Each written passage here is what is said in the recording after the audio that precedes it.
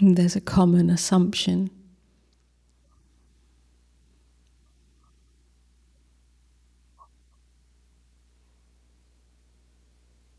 that this much sought after state of awakening is an experience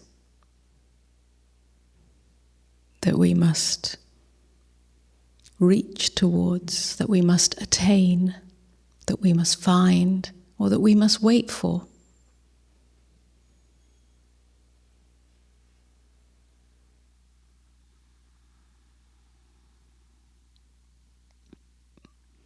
That it's some state of as yet unknown peace, or sudden bliss,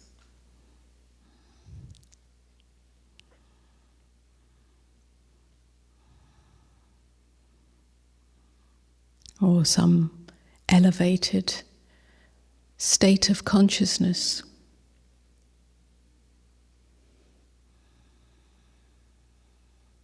And that we must wait for this or work towards it.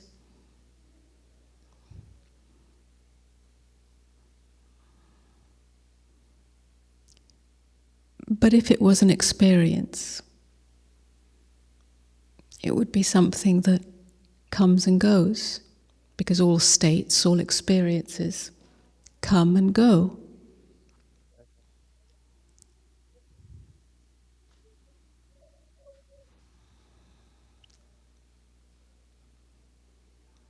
Perhaps as you have verified for yourself through examining thought, feeling, sensation, sound, breath, it all comes and goes, it appears and disappears. There is movement. If awakening was an experience, a state, then that also would come and go.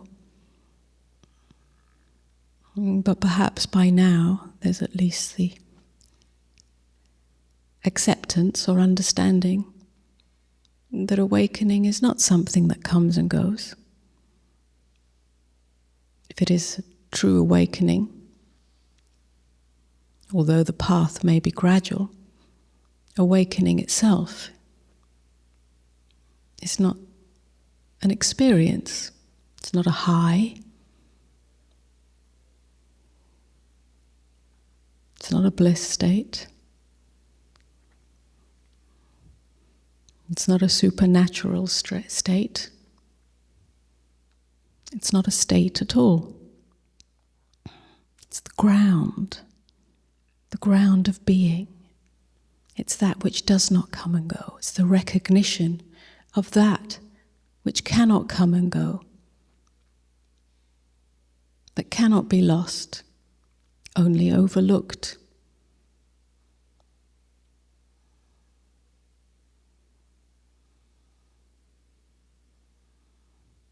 This assumption that it's a state, an experience that we're waiting for, hoping for, praying for, that assumption rarely gets examined.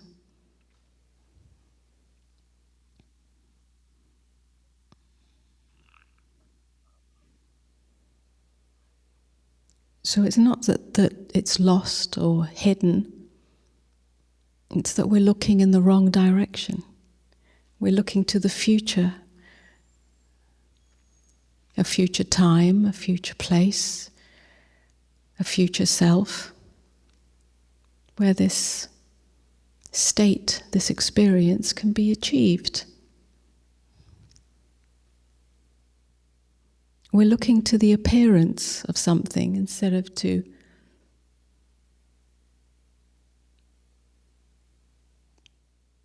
the context within which all appearances take place.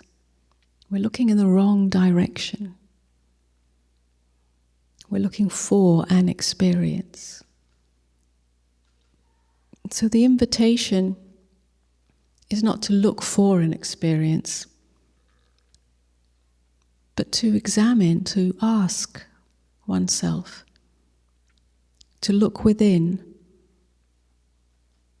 What is it that experiences?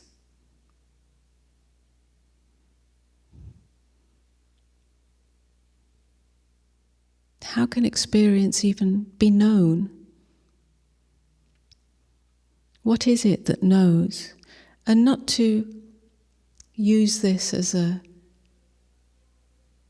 intellectual exercise, not to look for an answer that suddenly resolves the whole issue.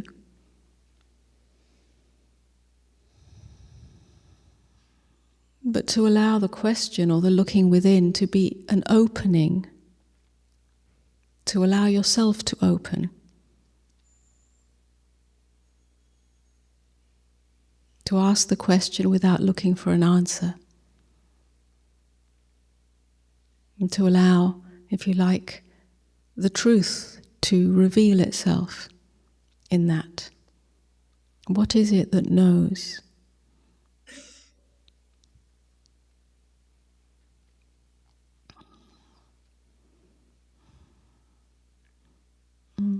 The seeking for an answer or the search for some future state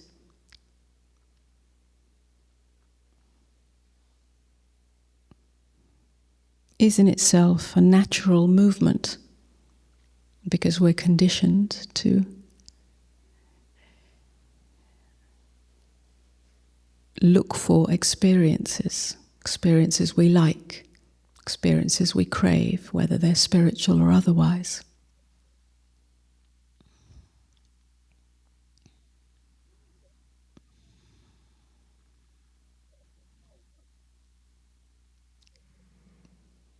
And because we're conditioned that way, then it doesn't become examined. But the spiritual search, or if you like, or the spiritual calling is not to seek for that attainment, but to examine that which has been assumed.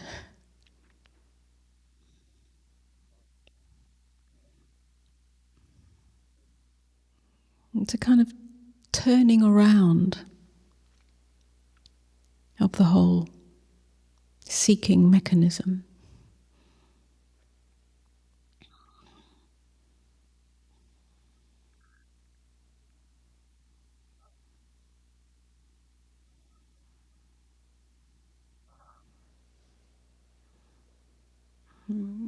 Which allows the recognition that that which you seek is already here.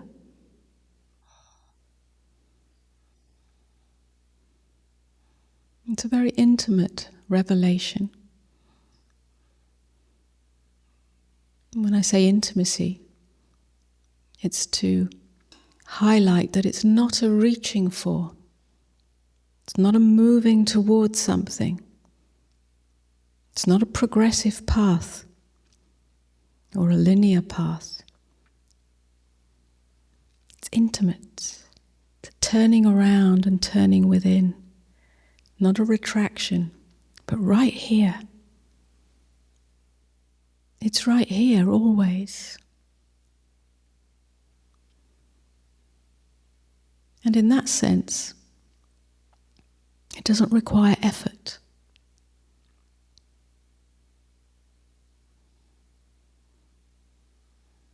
In that sense, it's an ordinary revelation.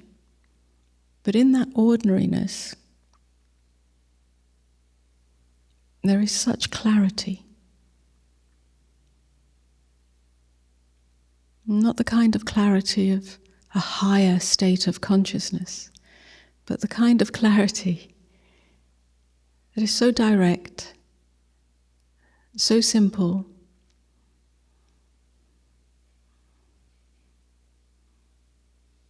that you'll wonder why it was obscured in the first place, or seemed to be. You'll recognize that all the confusion, all the searching, all the doubting, all the craving for this special state. We're all appearances in that which was always here, is always here, doesn't go anywhere, cannot be lost, doesn't need any maintenance. What a relief. You don't have to cultivate it. You don't have to practice it. You just have to know that which knows.